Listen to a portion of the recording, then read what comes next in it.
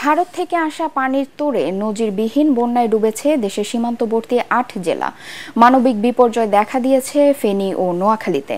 অন্তত ৪০ লাখ মানুষ পানিবন্দী হয়েছেন। বিচ্ছিন্ন হয়ে গেছে বিদ্যুৎ ও মোবাইল সংযোগ। কুমিল্লার ১৪ গ্রামে তলিয়ে গেছে ঢাকা চট্টগ্রাম মহাসড়ক। বানভাসী মানুষকে উদ্ধারে বিভিন্ন এলাকায় অভিযান শুরু করেছে সেনা ও নৌবাহিনী। প্রতিনিধিদের পাঠানো তথ্য ও ছবিতে আরও জানাচ্ছেন কেরামতুল্লাহ বিপ্লব। ৩০ বছরেও বন্যার এমন ভয়াল চিত্র আর দেখেননি ফেনী পরশুরামের মানুষ। বুধবার একদিনেই জেলার কোথাও কোথাও পানি বেড়েছে ৮ থেকে ১০ ফুট পর্যন্ত। জেলার অন্তত ৩০০ গ্রাম এরই মধ্যে ডুবে গেছে। জেলা শহরের রাস্তাও তলিয়ে গেছে পানিতে। আমাদের এলাকা সব নষ্ট হয়ে গেছে, জ্বালা ধান সব গেছে।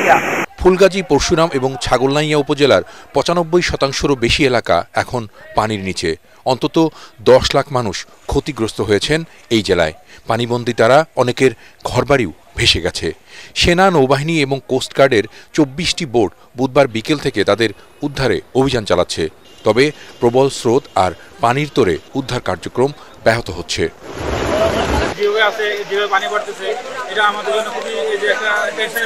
পানির যে ভয়াবহতা আমরা যেতে পারিনি, অনেক শিশুদের কান্না, মেয়েদের কান্না আমরা শুনেছি। ভারতের ত্রিপুরা সংলগ্ন ব্রাহ্মণবাড়িয়া জেলার বন্যা পরিস্থিতিও মারাত্মক রূপ নিয়েছে। বাঁধ, ব্রিজ ভেঙে বন্ধ হয়ে গেছে আখাউড়া আগরতলা মহাসড়ক। তার ওপর দিয়ে চলছে তীব্র স্রোত। আখাউড়া স্থলবন্দরের কোথাও হাঁটু, কোথাও কোমর সমান পানি। বন্ধ করে দেয়া হয়েছে সব ধরনের আমদানি, রপ্তানি ও যাত্রী পারাপার। ওদিকে ত্রিপুরার রাজধানী আগরতলার উঁচু বিমানবন্দরও ডুবে গেছে বন্যায়। গেল ৩ দিন রেকর্ড বৃষ্টি হয়েছে সেখানে। বন্যার এমন নাজুক পরিস্থিতি ৩ দশকেও সেখানে হয়নি বলে জানিয়েছেন মুখ্যমন্ত্রী মানিক সরকার। ত্রাণ ও উদ্ধার তৎপরতায় কেন্দ্রীয় সরকারের জরুরি সহায়তা চেয়েছেন তিনি।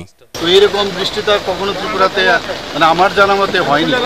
তো আমরা চারিদিকে কাজ করছে সব জায়গায়। আমি আজকে সকালে আমি আমাদের মাননীয় হোম মিনিস্টারের সাথে কথা বলেছি, কিছু যদি এনডিআরএফের কিছু লোকজন পাঠানো যায়। ৩১ বছর পর ত্রিপুরার ডম্বুর জলাধারের গেট খুলে দেয় সীমান্তবর্তী সিলেট, মৌলভীবাজার, ব্রাহ্মণবাড়িয়া, ফেনী, নোয়াখালী, কুমিল্লা, খাগড়াছড়ি ও চট্টগ্রামে হঠাৎ এই বন্যা পরিস্থিতি তৈরি হয়েছে বলে মনে করছেন বিশেষজ্ঞরা। কেরামতুল্লাহ বিপ্লব, এটিএন বাংলা।